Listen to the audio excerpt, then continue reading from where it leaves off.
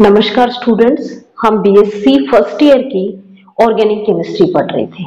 इस organic chemistry में मैं आप लोगों को mechanism of organic reaction study करा रही थी, जो आपकी यूनिट फर्स्ट है। इस यूनिट फर्स्ट में हम पढ़ रहे थे टाइप्स ऑफ ऑर्गेनिक रिएक्शंस, जिसमें मैंने आप लोगों को सब्स्टिट्यूशन रिएक्शन समझा दिया और एडिशन रिएक्शन समझा दिया। आज हम तीसरे टाइप की रिएक्शंस पढ़ेंगे, एलिमिनेशन रिएक्शन। चलो,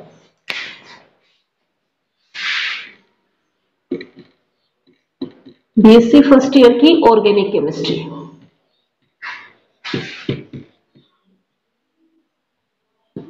इसमें हम पढ़ रहे थे यूनिट आपकी फर्स्ट,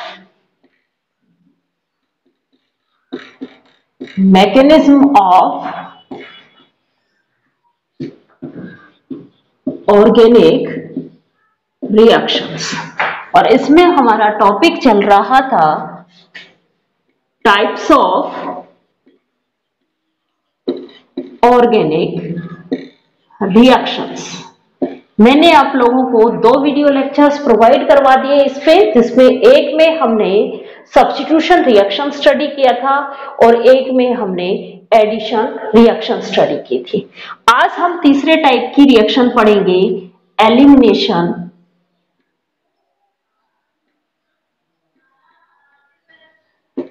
रिएक्शन। ये एलिमिनेशन रिएक्शंस जो है वो एडिशन रिएक्शंस के अपोजिट होती है। एडिशन रिएक्शन में मैंने आप लोगों को बताया था कि एक पाई बॉन्ड ब्रेक होता है और 2 नए सिग्मा बॉन्ड का फॉर्मेशन होता है। एलिमिनेशन रिएक्शन जो है वो एडिशन रिएक्शन का अपोजिट है। वहां पे क्या हो रहा था, एक पाई बॉन्ड ब्रेक हो रहा था और 2 न्यू सिग्मा बॉन्ड का फॉर्मेशन हो रहा था। यहां पे क्या होगा, एडजेसेंट एटम्स के नए एडजेसेंट एटम के सिग्मा बॉन्ड ब्रेक होंगे और उनके बीच पाई बॉन्ड का फॉर्मेशन होगा। मीन्स एलिमिनेशन रिएक्शन में क्या हो रहा है, this type of reaction is opposite to addition reaction। ये रिएक्शंस एडिशन रिएक्शंस के क्या होती हैं, अपोजिट होती हैं। इन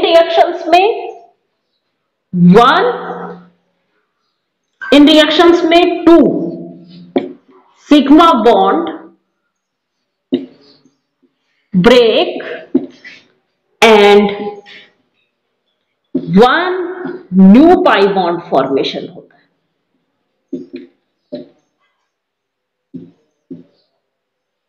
यहां पे 2 सिग्मा बॉन्ड एडजेसेंट एटम्स के बीच 2 सिग्मा बॉन्ड ब्रेक होते हैं और एक नया पाई बॉन्ड का फॉर्मेशन होता है।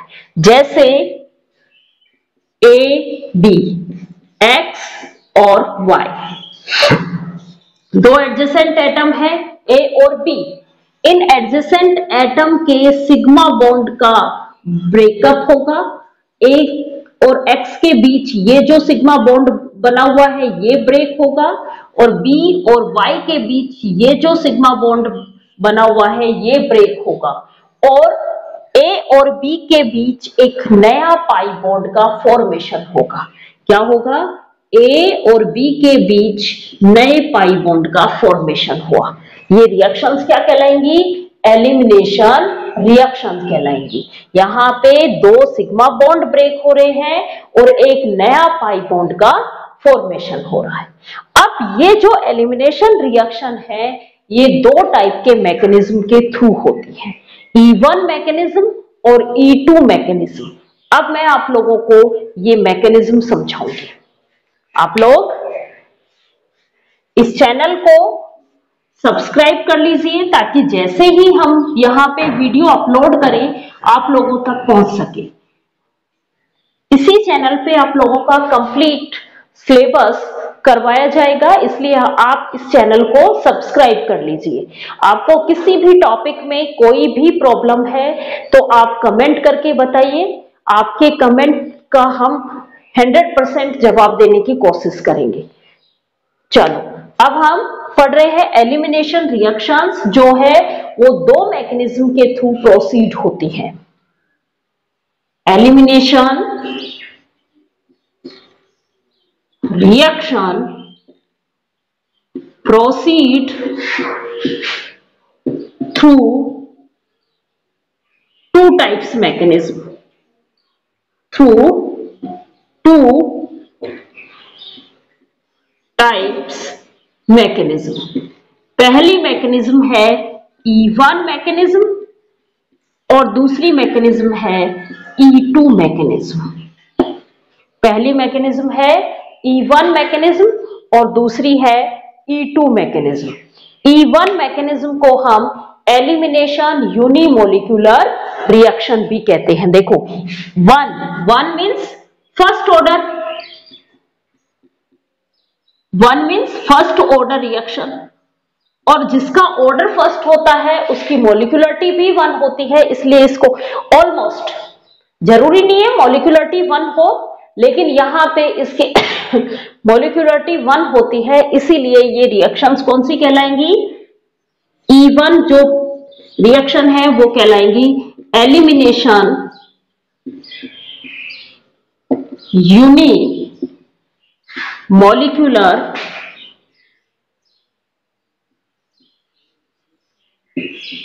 रिएक्शन। अब देखो ये कैसे प्रोसीड होती है, इसकी क्या मैकेनिज्म होती है, वो स्टडी करते हैं अब हम।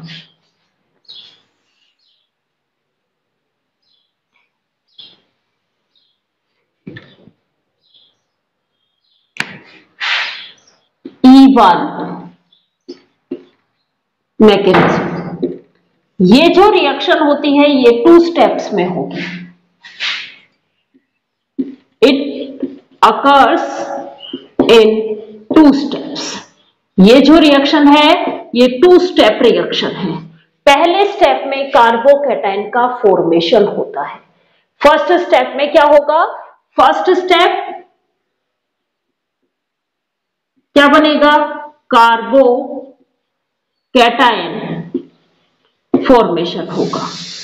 और ये जो स्टेप होती है कार्बोकैटायन फॉर्मेशन या इंटरमीडिएट जो बन रहा है, ये स्टेप स्लो स्टेप होती है। कैसी होती है? स्लो स्टेप होती है।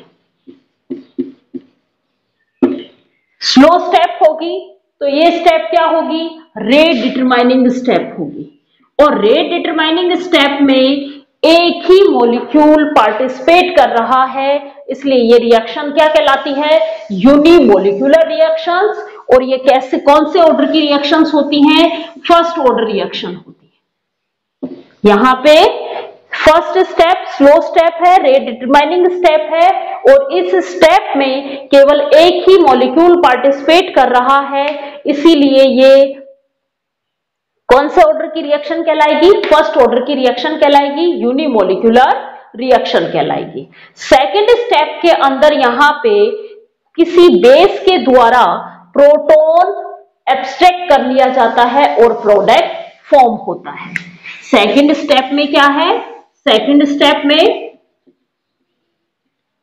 Proton abstract through base. Base क्या करेगा? उससे जो कार्बोकैटायन है उससे एक प्रोटॉन एब्स्ट्रैक्ट मीन्स एक प्रोटॉन ले लेगा और हमें क्या मिल जाएगा? प्रोडक्ट फॉर्म हो जाएगा। Form product. देखो अब हम इसको, ये तो मैंने लैंग्वेज फॉर्म में समझाया, मैं एक एग्जांपल लेके हम समझते हैं। एग्जांपल ले रही हूं टर्सरी ब्यूटाइल ब्रोमाइड का।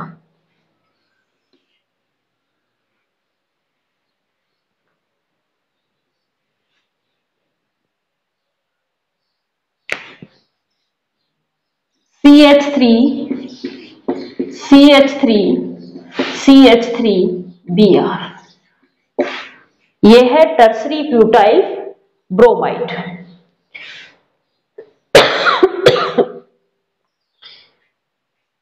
फर्स्ट स्टेप स्लो स्टेप होगी। स्लो स्टेप होगी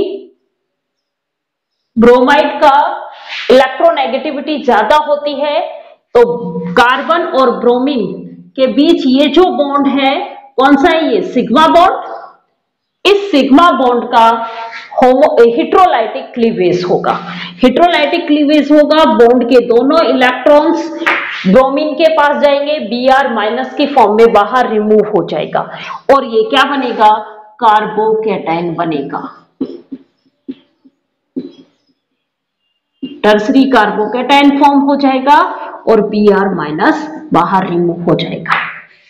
फर्स्ट स्टेप में कार्बोकैटायन फॉर्मेशन बताया था मैंने आप लोगों को कि कार्बोकैटायन बनता है। अब ये स्टेप स्लो स्टेप होती है, रेट डिटरमाइनिंग स्टेप होती है, इसीलिए ये इस रिएक्शन का जो रेट है ये टर्सरी ब्यूटाइल ब्रोमाइड की कंसंट्रेशंस पे ही डिपेंड करेगा। तो ये कौन से ऑर्डर की हुई, रिएक्शन का जो रेट है उसमें वो फर्स्ट किसी एक कंसंट्रेशंस की पावर 1 के ऊपर डिपेंड करता है, वो क्या कहलाता है, फर्स्ट ऑर्डर की रिएक्शन कहलाती है। रेट डिटरमाइनिंग स्टेप में केवल और केवल टर्सरी ब्यूटाइल ब्रोमाइड ही पार्टिसिपेट कर रहा है, इसीलिए ये रिएक्शन फर्स्ट ऑर्डर की रिएक्शन कहलाएगी। इसीलिए इसको हमने 1 से डिनोट किया और इसको कहा एलिमिनेशन यूनिमोलिकुलर रिएक्शंस। अब ये जो सेकंड स्टेप में क्या बताया था, फास्ट स्टेप होती है और ये स्टेप में जो कार्बोकैटायन बनता है, इस कार्बोकैटायन से एक प्रोटॉन किसी बेस के द्वारा एब्स्ट्रैक्ट कर लिया जाता है, CH3 CH3 CH3, ये पॉजिटिव चार्ज। अब यहां पे तीनों प्रोटॉन एसिडिक प्रोटॉन है, तीनों इक्वल एसिडिक प्रोटॉन है, कोई भी प्रोटॉन यहां से रिमूव हो सकता है, किसकी प्रेजेंस में, किसी बेस की प्रेजेंस में। बेस के पास क्या होगा, OH- आयन, बेस के पास क्या होगा, OH- आयन। ये स्टेप फास्ट स्टेप होगी, कैसी होगी, फास्ट स्टेप होगी। अब यहां पे इस OH- आयन से मान लो ये वाला जो प्रोटॉन है ये चला गया, तो ये प्रोटॉन जाएगा, तो ये इस बॉन्ड का कार्बन और हाइड्रोजन, ये कौन सा बॉन्ड था, सिग्मा। देखो एक बॉन्ड यहां ब्रेक हुआ, हेटेरोलाइटिक क्लीवेज, कार्बोकैटायन बना। दूसरा बॉन्ड एडजेसेंट कार्बन, दूसरा एडजेसेंट कार्बन के पास जो बॉन्ड है वो ब्रेक हुआ, कौन सा, कार्बन हाइड्रोजन वाला। ये बॉन्ड भी कैसा है, सिग्मा, और इस बॉन्ड का भी क्या, कौन सा क्लीवेज होगा, हेटेरोलाइटिक क्लीवेज होगा। हेटेरोलाइटिक क्लीवेज होगा, हेटेरोलाइटिक क्लीवेज होगा तो कार्बन की इलेक्ट्रोनेगेटिविटी ज्यादा है और इस पॉजिटिव चार्ज के कारण इस कार्बन की इलेक्ट्रोनेगेटिविटी और भी बढ़ गई, तो ये बॉन्ड के इलेक्ट्रॉन्स अपनी ओर अट्रैक्ट करेगा और ये H+ की फॉर्म में बाहर निकल जाएगा। कौन इसको एब्स्ट्रैक्ट कर लेगा, OH- आयन। तो यहां पे ये OH- आयन इस H को अब्सॉर्ब कर लेंगे और ये तो -H2O फॉर्म बन जाएंगे, और क्या होगा, इस कार्बन और इस कार्बन के बीच एक पाई बॉन्ड का फॉर्मेशन हो जाएगा। क्या बनेगा, CH2 double bond CH3 CH3, pi bond, new pi bond का फॉर्मेशन हो गया। दो सिग्मा बॉन्ड ब्रेक हुए और एक नए पाई बॉन्ड का फॉर्मेशन हुआ। ये थी E1 मैकेनिज्म। अब हम बात करते हैं E2 मैकेनिज्म की। E2 मैकेनिज्म 1 स्टेप में ही कंप्लीट हो जाती है।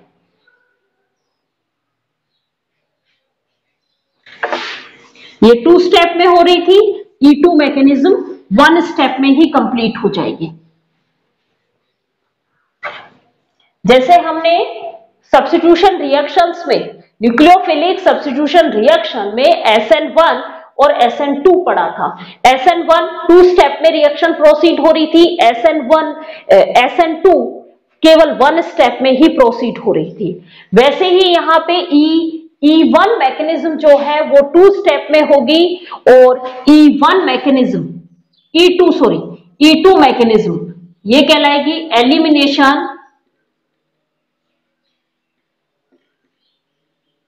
बाइमोलिकुलर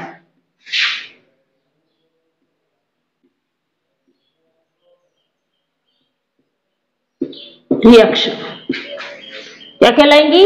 एलिमिनेशन बाय मॉलिक्यूलर रिएक्शंस। ये वन स्टेप में होंगी। It occur in one step. यहां पे एक ट्रांजिशन स्टेट के थ्रू होंगी। एक साइड से इसका एग्जाम्पल है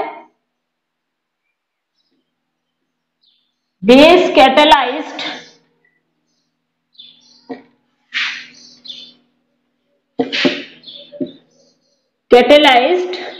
reaction of dehydrohalogenation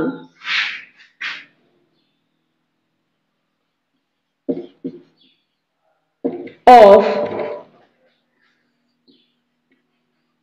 primary alkyl halides।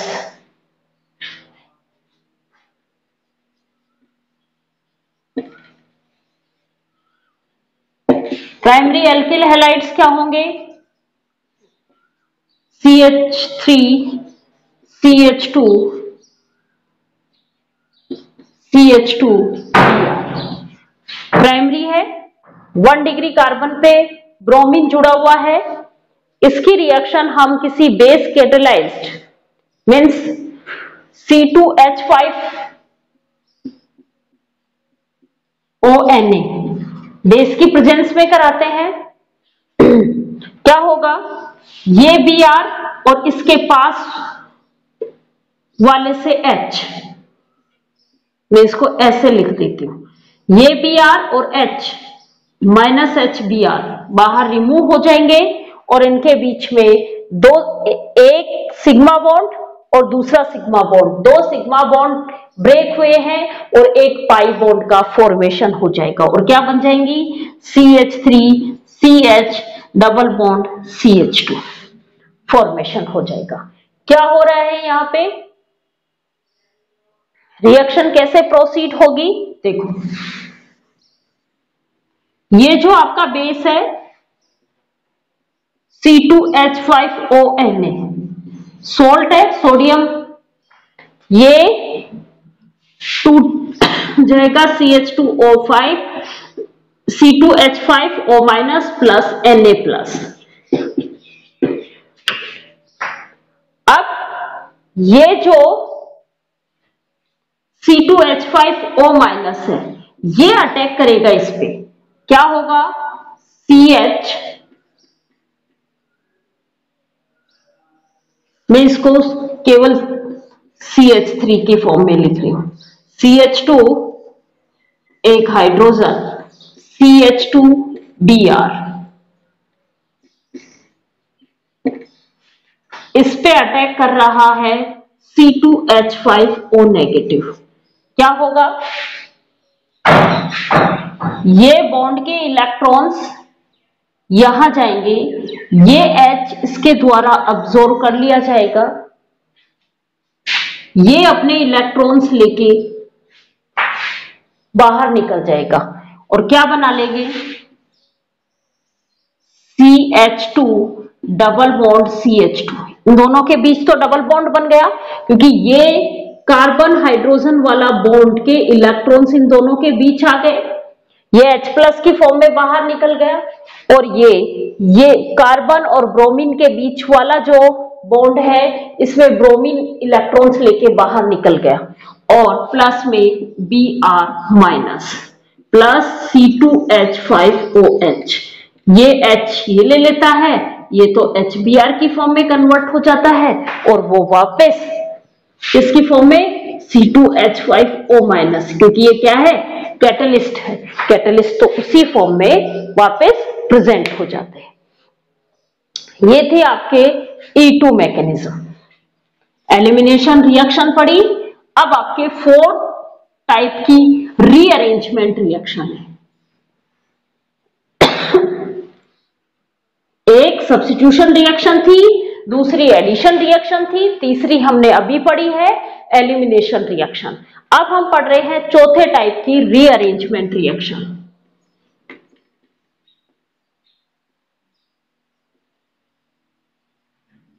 Rearrangement reaction. इन रिएक्शंस में न तो कोई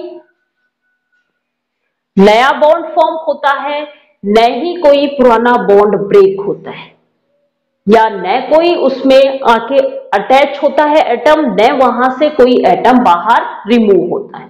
यहां पे एक ही मॉलिक्यूल में एटम, कोई बॉन्ड या कोई ग्रुप का रीअरेंजमेंट हो जाता है, रीशिफ्टिंग हो जाती है। क्या कहा मैंने? एक ही मॉलिक्यूल में कोई एटम, डबल बॉन्ड या कहें कि कोई ग्रुप का क्या हो जाता है? रीअरेंजमेंट हो जाता है एक ही मॉलिक्यूल्स में। तो वो रिएक्शंस क्या कहलाएंगी? रीअरेंजमेंट रिएक्शंस कहलाएंगी। इन रिएक्शंस में एटम, ग्रुप या डबल बॉन्ड शिफ्टिंग होती है। Shifting in one molecule, in a molecule, एक ही मॉलिक्यूल में शिफ्टिंग होती है, तो ये क्या कहलाती है? रीअरेंजमेंट रिएक्शन कहलाती है। जैसे हम बात करें, ये कोई हमारे पास रिएक्टेंट है, ये रिएक्टेंट में ये जो एटम्स हैं मैं इनको शिफ्ट कर दूं, ये इस पे और ये इस पे, तो ये क्या कहलाएंगी? Rearrangement reaction कहलाएंगी। ए से कौन जुड़ गया? Y, और B से कौन जुड़ा? X। न तो कोई बाहर गया है इससे, एटम या मॉलिक्यूल, एटम या एटम्स का ग्रुप न तो बाहर रिमूव हुआ और न ही बाहर से कोई यहाँ पे एडिशन हुआ। इसीलिए ये केवल और केवल क्या हो रहे हैं? शिफ्टिंग हुई है, एटम्स की शिफ्टिंग हुई है। पहले X एटम B के साथ अटैच, A के साथ अटैच था, अब X एटम B के साथ अटैच हुआ, तो ये शिफ्टिंग क्या कहलाएगी? रीअरेंजमेंट रिएक्शन कहलाएंगी। डबल बॉन्ड की शिफ्टिंग भी हो सकती है, जैसे A B double bond C, ये बॉन्ड की शिफ्टिंग यहां चली जाए, इस डबल बॉन्ड की शिफ्टिंग यहां पे चली जाए, क्या बने? A double bond B C, तो ये भी क्या कहलाएंगी? Rearrangement reaction कहलाएंगी। ये क्या कहलाएंगी? Rearrangement reaction कहलाएंगी। जैसे एन ब्यूटेन को हम AlCl3 की प्रेजेंस में हीट करते हैं तो आइसोब्यूटेन बनता है। एन ब्यूटेन नॉर्मल है, एग्जाम्पल करवा रही हूं मैं आपको एक दो।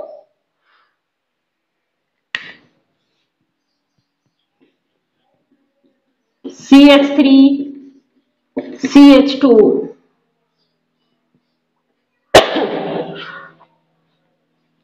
CH2 CH3 नॉर्मल ब्यूटेन है, ये H यहां ले। इसकी रिएक्शन कराई हमने AlCl3 की प्रेजेंस में, हीट किया इसको। जैसे ही हम हीट करेंगे ये CH3 ग्रुप और ये H क्या होगा? शिफ्ट हो जाएगा। ये H इस कार्बन पे चला जाएगा और ये CH3 ग्रुप इस कार्बन पे जुड़ जाएगा और क्या बन जाएगा? आइसोब्यूटेन का फॉर्मेशन हो जाएगा। ये H इस कार्बन पे चला गया और ये CH3 की शिफ्टिंग इस कार्बन पे हो गई, तो ये रिएक्शन क्या कहलाएंगी? Rearrangement reaction कहलाएंगी। यहां पे क्या हो रहा है? CH3 ग्रुप का रीअरेंजमेंट हो रहा है और H ग्रुप का रीअरेंजमेंट हो रहा है, इसीलिए ये क्या कहलाएंगे? रीअरेंजमेंट रिएक्शन कहलाएंगे। जैसे हम बात करें 1 क्लोरोप्रोपेन को, वही एनहाइड्रस AlCl3 की प्रेजेंस में हीट किया, 1 क्लोरोप्रोपेन।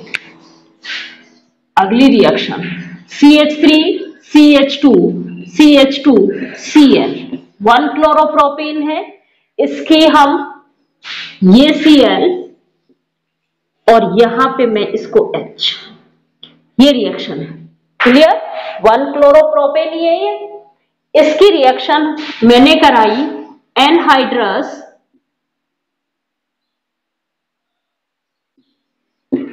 AlCl3 और इसको हीट किया, क्या हुआ, Cl क्लोरीन की शिफ्टिंग इस वाले कार्बन पे हो गया और ये हाइड्रोजन इस वाले कार्बन पे शिफ्टिंग हो गई। तो ये रिएक्शन भी क्या कहलाएगी आपकी, रीअरेंजमेंट रिएक्शन कहलाएगी।